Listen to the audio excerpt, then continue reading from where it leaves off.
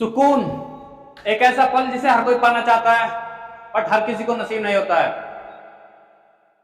जय हिंद दोस्तों, myself Arth and once again from JTC the motivational path. तो दोस्तों हम बात कर रहे हैं सुकून की। सुकून एक ऐसा पल है जिसे हर कोई पाना चाहता है बट हर किसी को नसीब नहीं होता है। रीजन क्या है? रीजन यह है कि आजकल की जो भागदौड़ है जिंदगी में वो इतनी बढ़ गई है कि किसी को किसी के लिए टाइम ही नहीं है। अरे दूसरों की छोड़ो, अपने लिए खुद के लिए टाइम नहीं है। क्योंकि हमारे दिमाग में हवा होता है जल्दी कमाने का और ज्यादा कमाने का। तो ये जल्दी और ज्यादा कमाने के भागदौड़ कुछ इस तरह से हो गई है कि हमें यही पता नहीं कि सुकून नाम की कोई जिंदगी, सुकून नाम का कोई पल हमारी लाइफ में है भी या नहीं। तो इस कदर भूत छाया हुआ है जल्दी और ज्यादा कमाने का कि हमें पता ही नहीं हम क्या कमा रहे हैं, क्या खो रहे हैं, किस लिए कमा रहे हैं, क्यों कमा रहे हैं। एक बात और दोस्तों, कमाने वाला इंसान कभी भी अपने लिए नहीं कमाता है। हाँ, उड़ाने वाला इंसान अपने ऊपर जरूर उड़ा सकता है, लेकिन कमाने वाला इंसान कभी भी अपने लिए नहीं कमाता है। जब से कमाने लगता है और जब तक कमाता है, ये फैक्ट है। कहीं भी आजमा लेना, कहीं भी चेक लेना, किसी से पूछ लेना। अगर बंदा कमाने लगता है तो अपने बच्चों का पालन पोषण करता है, थोड़ा और होता है तो माँ बाप की सेवा के लिए कमाता है, या तो फिर भाई बहन का शादी ब्याह संबंधी। तो जब आप अकेले में जाकर शांत बैठें तो इस विचार को जरूर लें, इस विचार को जरूर देखें या मन में विचार जरूर करें क्या करना है, कैसे करना है, कितना करना है। क्योंकि जिंदगी की भागदौड़ से आपको थोड़ा सा सुकून जरूर मिल जाएगा। क्योंकि तनाव और जिम्मेदारियों ने जिंदगी को बहुत अच्छे तरीके से जकड़ के रखा है। तो दोस्तों, जिंदगी को आसान बनाने के लिए, इस तरीके को थोड़ा सुगम बनाने के लिए एक सिंपल सा फंडा है। आप अपनी दिनचर्या का कोई भी पार्ट, वो 15 मिनट हो सकता है, आधा घंटा हो सकता है, मैक्सिमम 1 घंटा हो सकता है, इतना टाइम, कम से कम इतना टाइम आप अपनी डेली दिनचर्या का अपने आप को जरूर दें। एक शांत अकेले स्थान पर जाकर सोचें क्या करना है, कैसे करना है, क्यों करना है, कब करना है। एक्चुअली वहां आपको सुकून मिलेगा, क्योंकि वहां चीजों को आप अच्छी तरीके से स्क्रीन कर पाओगे, जान पाओगे क्या सही है, क्या गलत है। तो दोस्तों, ऐसा ही कुछ हम लेकर आए हैं आपके लिए। सुकून ये एक ऐसा प्लेटफॉर्म है दोस्तों जहां पर आप अपने मन के विचारों को, ख्यालों को, दुख दर्द खुशी गम को एक विशेष शैली में प्रस्तुत कर सकते हैं। और वो विशेष शैली कविता पाठ हो सकती है, गीत गजल हो सकता है, नज़म कवाली हो सकती है, कोई कथा या तो कोई साधारण विचार हो सकता है। क्योंकि दोस्तों, अगर मैं अपनी बात करता हूं तो मुझे काफी टाइम से कविता पाठ या तो फिर शेर शायरी का काफी शौकीन रहा हूं। तो मुझे उसमें लिखने में, मुझे शेर शायरी लिखने में या कविता पाठ लिखने में एक अलग ही सुकून महसूस होता है। तो अपने विचारों का कुछ भाग मैं आपके सामने प्रस्तुत करना चाहता हूं सुकून के माध्यम से।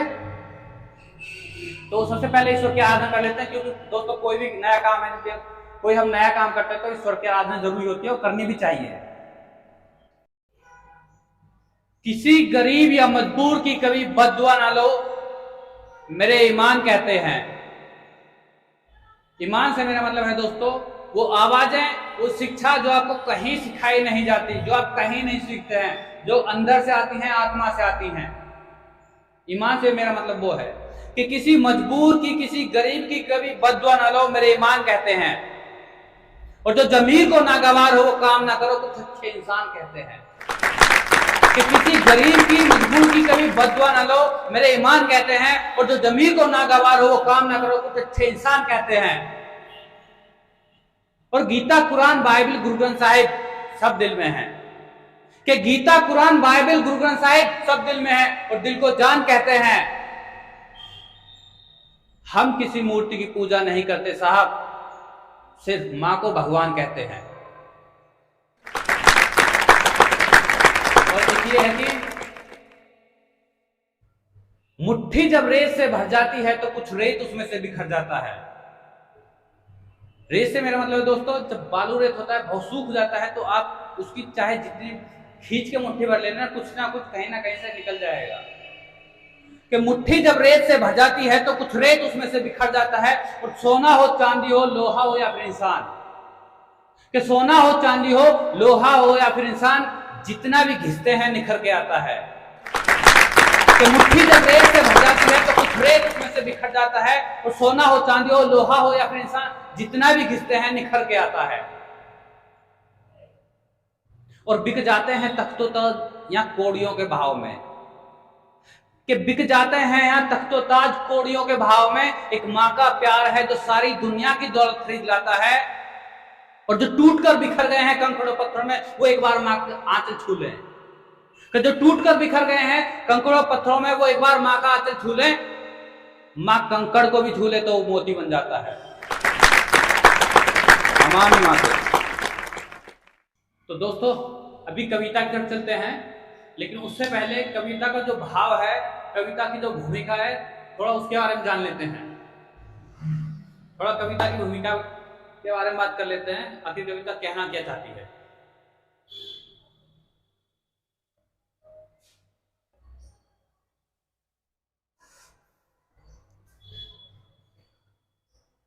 दोस्तों गरीबी एक ऐसी जात है कि जहां पर इंसान को 2 वक्त की रोटी खाने को नसीब हो या ना हो, लेकिन जब बात देश सेवा की आती है तो गरीब सबसे पहले मरने मिटने के लिए तैयार होता है। तो उसी के संदर्भ में एक छोटी सी भूमिका है, उम्मीद है आपको पसंद आएगी। दोस्तों होता यह है, एक दंपति होते हैं, गंगा और रामदास करके। गरीब परिवार होता है, परिवार में 2 ही लोग होते हैं। एक झोपड़ी जैसा मकान होता है उनका सड़क किनारे। तो रामदास अपने मजदूरी जाते हैं, गंगा घर का काम करती थी। शादी के कुछ दिन बाद उनको एक बच्चा हो गया, और बच्चा 1 ही साल का हुआ होगा पालन पोषण करते हुए, कि रामदास का एक्सीडेंट हो गया और वो उनका पैर डैमेज हो गया और वो अपने बिस्तर में लग गए। अब परिवार की जिम्मेदारी गंगा की थी, बच्चे को पालना था, रामदास को पालना था और अपना पेट भरना था।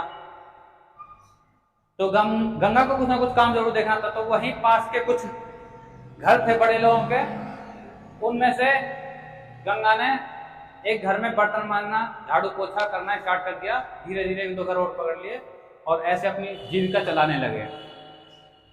बच्चा थोड़ा बड़ा हुआ, 4-5 साल का, तो उसको पढ़ाने का मन हुआ। एक स्कूल में डाल दिया पढ़ाने के लिए, एडमिशन उसको करा दिया। तो एक 26 जनवरी का प्रोग्राम था जिसमें बच्चों को आर्मी के कपड़े पहनाकर देशभक्ति के नारे लगवाए जा रहे थे। उसको देखकर बच्चे के मन में ख्याल आया कि मैं बड़ा होकर आर्मी में जाऊंगा। वो घर आया, घर आने के बाद अपने माता पिता से बोला कि मुझे बड़ा होकर देश की सेवा करनी है और मैं आर्मी में जाना चाहता हूँ। तो माँ बाप बोले कि तुझे जो करना है वो कर लेना, बस तू अच्छे से पढ़ ले, तेरा आर्मी में जाने का मन है तो आर्मी में चले जाना। बस ये वो लगन थी जो बच्चे को क्या करते हैं आगे बढ़ने के लिए प्रोत्साहित करती रही। अब भगवान की दुआ से उसका दिमाग अच्छा था पढ़ने में, धीरे धीरे पढ़ता गया, उत्तीर्ण होता गया और अपनी स्कूलिंग करके को अपने स्कूल में भी अच्छा नाम ले लिया, स्कॉलरशिप मिल गई और अपने लक्ष्य की तरफ बढ़ गया। एग्जाम दिया और आर्मी में प्रवेश ले लिया। जब आर्मी की जॉब में एंट्री हो गई तो उसकी पोस्टिंग हो गई। कुछ दिन बाद उन्होंने अपने घर को एक झोंपड़ी से ठीक से मकान में परिवर्तित कर लिया। तो कुछ दिन बाद जब सर्विस अच्छी चल रही थी तो अभी लड़का बड़ा हो गया था, तो माँ बाप को आया कि अब इसकी शादी कर देते हैं। तो जैसे ही बच्चा ड्यूटी से आया तो लड़की देखने दाखने की बात हुई, लड़की वड़की देख ली, शादी का दिन रख दिया। शादी तय हो चुकी थी कि अब जैसे लड़का नेक्स्ट टाइम आएगा उस टाइम में शादी कर लेंगे। लड़का चला गया ड्यूटी। दुर्भाग्यवश ऐसा हुआ कि एक टेररिस्ट अटैक हुआ और वीर बहादुर के साथ साथ देश के काफी सैनिक शहीद हो गए। जैसे ही खबर उनके माँ बाप को पता चली, जैसे उनके ऊपर पहाड़ टूट गया हो, तो वहां से सैनिकों को लाया गया और किसी एक जगह पर एकत्रित किया गया। तो वहां पर सभी के माँ बाप आए हुए थे। इधर गंगा और रामदास जी पहुंच चुके थे। तो गंगा अपने बेटे के शव को देखकर बहुत बिलख बिलख के रो रही थी। एक्चुअल में काफी सारे नेता लोग आए हुए थे वहां पर अपनी संवेदना व्यक्त करने, अपना दुख व्यक्त करने। तो कुछ नेता लोग अपने बच्चों के साथ भी आए थे जो आने वाले टाइम में नेता बनने वाले थे, मतलब युवा नेताओं के साथ में आए थे। तो ऐसे ही कुछ नेता लोग अपनी संवेदना व्यक्त कर रहे थे, कुछ देश के ऊपर चर्चा कर रहे थे और कुछ इधर उधर की बातें कर रहे थे। तो जब 2-4 घंटे बीते, थोड़ा विलाप कम हुआ, तो गंगा एक रास्ते से होकर जा रही थी। वहीं पर उसी स्थान पर एक रास्ते से होकर जा रही थी। उसके कानों में कुछ हंसने जैसी आवाज आई। तो उसने थोड़ा पास जाकर देखा तो कुछ वो जो युवा नेता थे और उनके जो पिता थे वो आपस में कोई बातचीत कर रहे थे, कोई चर्चा कर रहे थे और हंस रहे थे। तो जैसे ही वो लोग हंस रहे थे, गंगा की नजर उन पर पड़ी।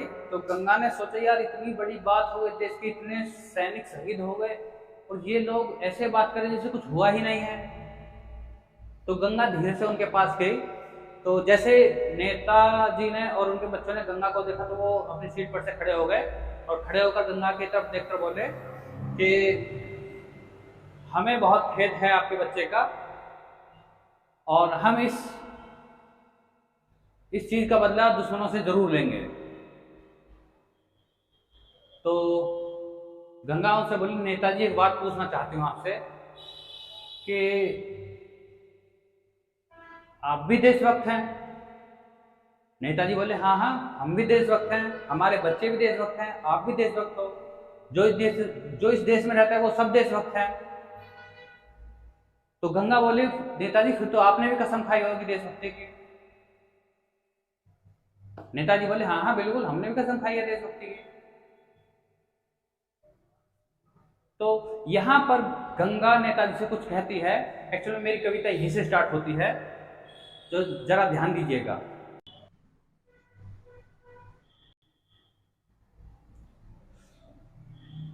कि नेताजी कसम खाते हो देशभक्ति की, कि कसम खाते हो देशभक्ति की तो हमारी तरह निभाकर देखो। अरे कसम खाते हो देशभक्ति की तो हमारी तरह निभाकर देखो। और हर बार सिर्फ गरीब का ही क्यों लड़े सीमा पर, कभी अपना भी आजमा कर देखो। कि कसम खाते हो देशभक्ति की तो हमारी तरह निभाकर देखो। और हर बार गरीब का ही क्यों लड़े सीमा पर जाकर, कभी अपना भी आजमा कर देखो। अरे हमें खेद है कहने से एक माँ का दर्द क्या जानोगे तुम, कि हमें खेद है कहने से एक माँ का दर्द क्या जानोगे तुम। बेटा नहीं आएगा वापस कभी, अब घर जाकर पत्नी को बताकर देखो। अरे हमें खेद है कहने से एक माँ का दर्द क्या जानोगे तुम, कि बेटा वापस नहीं आएगा कभी, घर जाकर पत्नी को बताकर देखो। अरे कसम खाते हो देशभक्ति की तो तुम भी हथियार उठाकर देखो। कि कसम खाते हो देशभक्ति की तो तुम भी हथियार उठाकर देखो। जाओ लड़ो सीमा पर, तुम भी जनरल मडवी गाकर देखो। अरे भूल गए हो रंग रखता तो अपने लहू से नहाकर देखो। कि भूल गए हो रंग रक्त का तो अपने लहू से नहाकर देखो। और सिद्ध करो कि देशभक्त को सीने पर गोली खाकर देखो।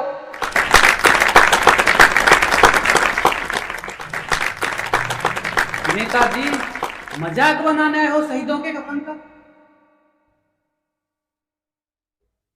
अरे यहां इतना बड़ा केस हो गया है, इतने शहीद हुए हैं और आप अपने बातों में मगन हो, आपको लगता ही नहीं है जैसे कुछ हुआ हो यहां पर।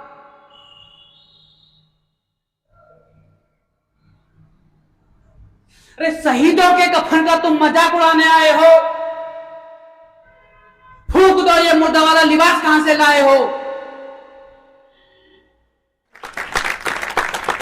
लिबास वही होता है जो नेता लोग पहनते हैं, सफेद कुर्ता पजामा, उन्हीं की बात कर रही थी। अरे शहीदों के कफन का तुम मजाक उड़ाने आए हो, फूंक दो ये मुर्दा वाला लिबास कहां से लाए हो। शहीदों के कफन का तुम मजाक उड़ाने आए हो और फूंक दो ये मुर्दा वाला लिबास कहां से लाए हो। रो रो कर पर्पल में गंगा की धारा कहती है, अरे डूब मरो चुल्लू भर में कर भारत मां के जाए हो।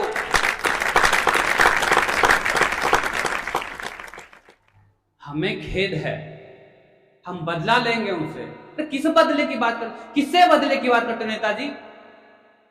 अरे किससे बदले की बात करते हो? बस इतना सा परिंदा है नेताजी, किससे बदले की बात करते हो? बस इतना सा परिंदा है। अरे तुम जैसों का जमीर मरा है यहां, जो आतंकवाद वहां जिंदा है। अरे किससे बदले की बात करते हो?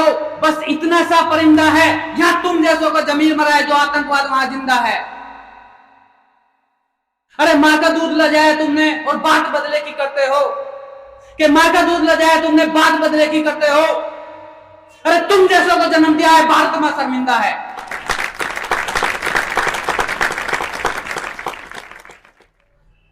जय हिंद दोस्तों,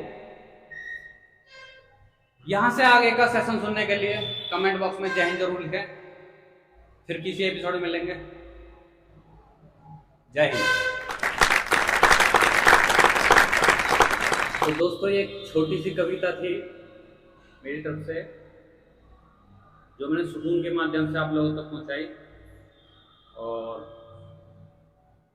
आई request you to share your experience in comment box, so that मुझे आगे लिखना चाहिए कि नहीं लिखना चाहिए। तो जो लोग ये चाहते हैं कि इससे आगे का सेशन भी जरूर आए, तो कमेंट बॉक्स में जय हिंद जरूर लिखें।